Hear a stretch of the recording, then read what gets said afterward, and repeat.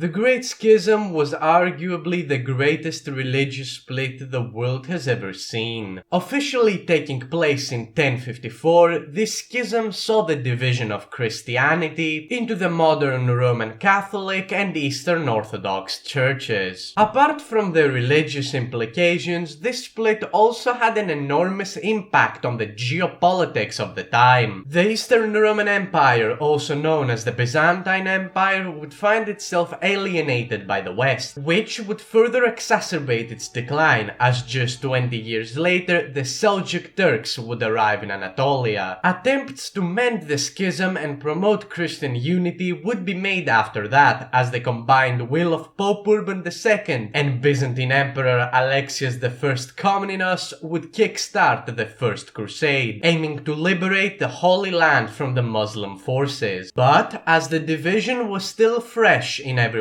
mind, communication between East and West would break down, which would eventually lead to the disaster of the Fourth Crusade, causing the collapse of the millennium-long Eastern Empire. In its place, the Latin Empire rose to prominence, but from its inception, it proved to be an extremely weak and fragile state. The Empire of Nicaea, a Greek Byzantine successor, would make use of this fact, and over the next decades would take back the Byzantine capital, reviving the empire in full. But at this point it had been a little too late, as a century of division and conflict had exhausted Byzantium, leaving it a shell of its former self. A power vacuum would end up forming, which would turn to the advantage of the small Ottoman Sultanate, which from its small base in western Anatolia would rise to heights never before seen in European history, and even managing to cause the final collapse of the Roman Empire. Thus, it is fair to conclude that this Christian division only weakened Europe and resulted in a major victory for the Islamic powers. So, that raises the obvious question: what if the two churches had settled their differences and the Great Schism was avoided, allowing Christianity to remain united? Now, contrary to popular belief, the Great Schism wasn't a single event, but rather it was a combination of many disagreements between the two churches that eventually reached a breaking point in 1054, when the two churches officially split. In the early days of Christianity, the East and West were somewhat united, though signs of division were already showing. The two most important issues that the two churches disagreed on included papal supremacy and the filioque, both seen as heresies by the eastern side. The first unofficial split, if you can even call it that, happened during the Byzantine iconoclasm period during the 8th and 9th centuries, a period of time where the Byzantine emperors rejected the use of religious icons and installed measures to clamp down hard against them. In response to this blatant heresy, the West would begin to seriously distance itself from the East, and even after the issue got solved, relations did not improve whatsoever. The situation would worsen even further as the Pope would crown Charlemagne Holy Roman Emperor on Christmas of 900, effectively challenging the Byzantine claim to Rome. However, an official split would not take place until 1054. In that year, Pope Leo IX wanted to negotiate an alliance between the Byzantine Empire, and so he sent 3 letters to Constantinople with the hope of achieving this goal. But these negotiations would end up going nowhere, as the Patriarch of Constantinople, Michael I Carolarius, was not keen on working with the Western Church. As communication would once again break down, the Pope would die back in Rome, and one of his legates, Humber de Silva Candida, would go to Constantinople, march into the Hagia Sophia on a Saturday during Divine Liturgy, and officially excommunicate Carolarius and his church. In response, Carolarius would excommunicate the Western Church, officially marking the Great Schism. Now, what can we do to prevent this? Well, in 1054, preventing the schism from happening is quite hard to do, as the church was pretty much much already divided by then. Thus, though what I'm about to suggest may be quite unrealistic, it is the best shot we have to prevent division within the church. So, I would like to make one major change, replacing Carolarius with a patriarch that is willing to negotiate with the West. As a result, when Pope Leo IX sends the proposals of alliance towards the Byzantine Emperor, they are accepted, and the Patriarch of Constantinople offers the Pope to call upon an ecumenical council so the two sides can discuss and sort out their differences. Now, I won't get into too much detail over how certain issues get solved, as most of them do not concern us right now. But something important to address is the matter of papal supremacy. I assume that for both the East and the West to come to an understanding, this system has to either be completely abolished or the Pope's powers will need to be significantly reduced. For this scenario, I'm going to go with the latter solution, as I believe it to be more realistic, allowing the Pope to still have powers in his hand, but he would have to consolidate the other patriarchs when it comes to important decision making. Overall, this will be a great diplomatic and religious success for both sides, and the two churches would not only remain united but would start having friendly relations between themselves. The results of this council also result in an official alliance taking place between the Byzantines and the Papal States, further helping to boost Christian unity. This would prove to be quite useful, as just 17 years later, the Byzantines would suffer a decisive defeat at Manzikar, allowing the Seljuk Turks to achieve near complete domination over Anatolia. In response to this, Emperor Alexios I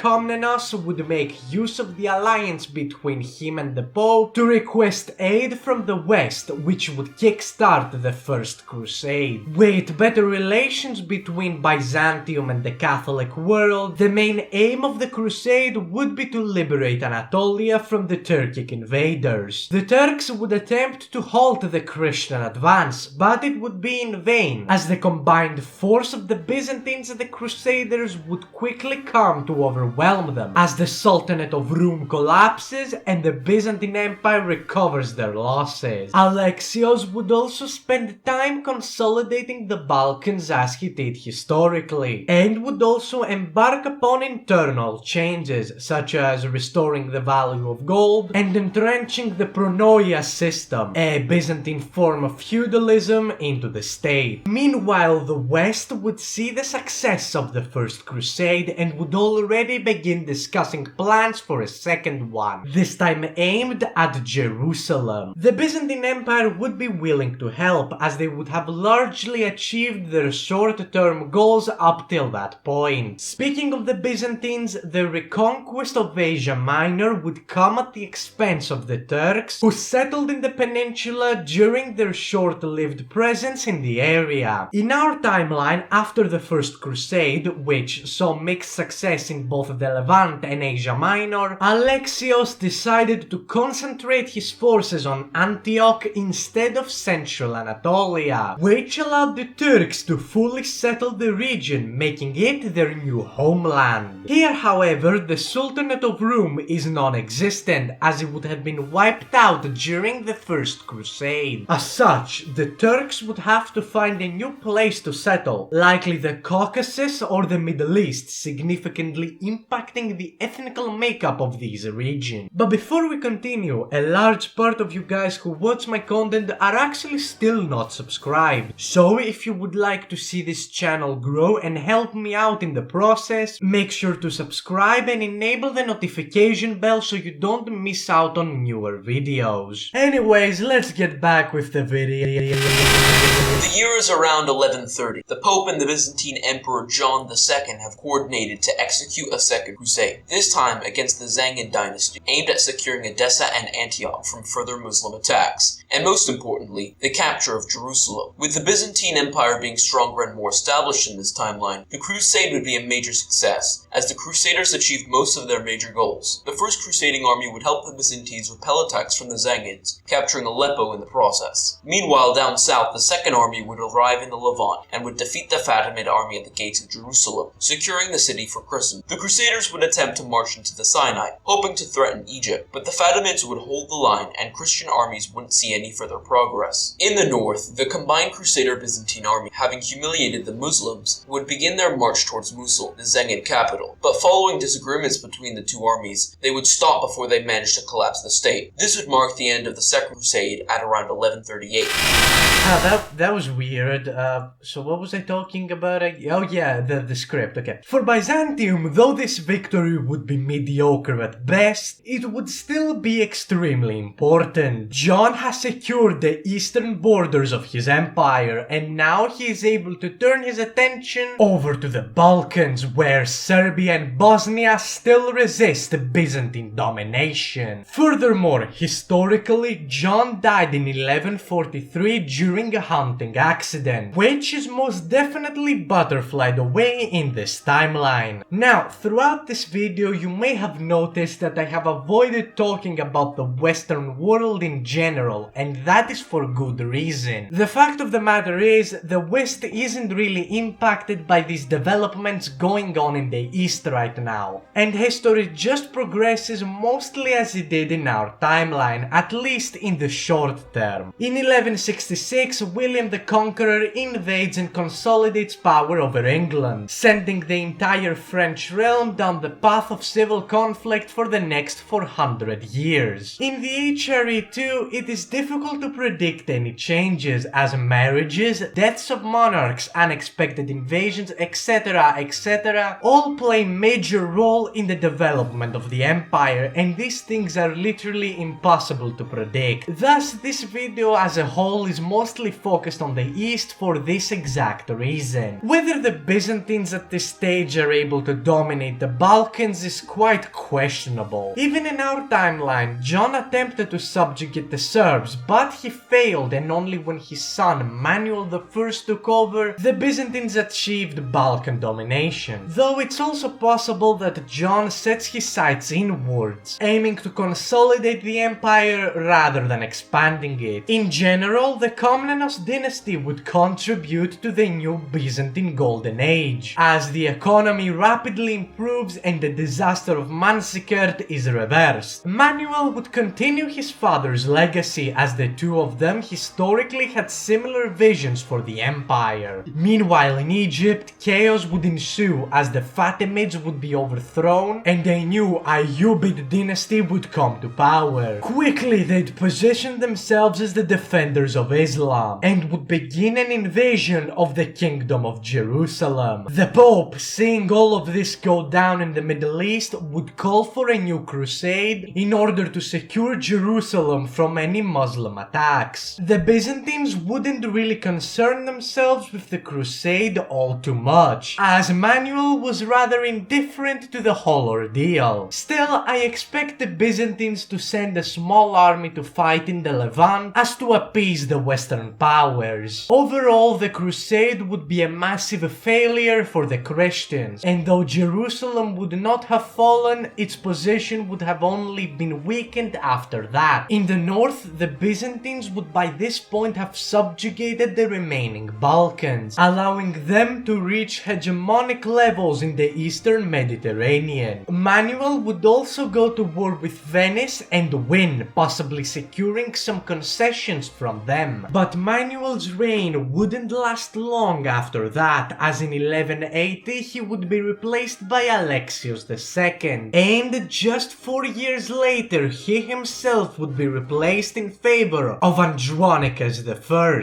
This emperor is an interesting figure. Historically, he was both staunchly opposed to the Western powers and to his military, which resulted in his reign being extremely unstable. In 1186 then, the army led a coup d'etat which turned to the advantage of Isaac II Angelos. This would kickstart the Angelos dynasty, what was arguably the worst dynasty Byzantium has ever seen. Political instability would plague the realm, as Serbia and Bulgaria would both attempt to break free, whilst various other powers would take advantage of the empire's weakened state, eventually leading to the Fourth Crusade, which sacked Constantinople and put an end to the empire's glorious days. This, however, could very well be different in this timeline, with the east-to-west split not having manifested and the west being a lot more sympathetic towards the Byzantine Empire. Andronicus's attitude towards the western powers may have been very different. As such, I consider it a real possibility that the military doesn't get the chance to initiate a coup, resulting in the Angelos dynasty being butterflied from existence. That's not to say the empire is suddenly safe from any instability. Bulgaria and especially Serbia would attempt to break free, and they would likely succeed due to that, as mentioned earlier, Andronicus's relations with the army weren't the best during this time. Still, compared to our timeline, Byzantium is still a beefcake of a state, and I don't really expect one mediocre emperor to change that. But as news reached the emperor that the West is already planning another crusade, Byzantium's future remains uncertain. Will they help the Crusaders, allowing them to emerge victorious and secure Egypt for Christianity? Will Bulgaria and Serbia manage to drive the Eastern Empire to total collapse? Will the Arabs go on the offensive, reclaiming Jerusalem and then achieve new heights under the Ayyubids? These are questions I personally cannot answer. But fear not, my friend, because this scenario is not over. That's right, part 2 is already available on the Crazy Historian's YouTube channel. So what are you waiting for? Go watch it. But for now, that's all I have for you today. If you enjoyed the content, consider leaving a like, subscribing and hitting the notification bell. It really comes a long way. Anyways, goodbye and have a great rest of your day.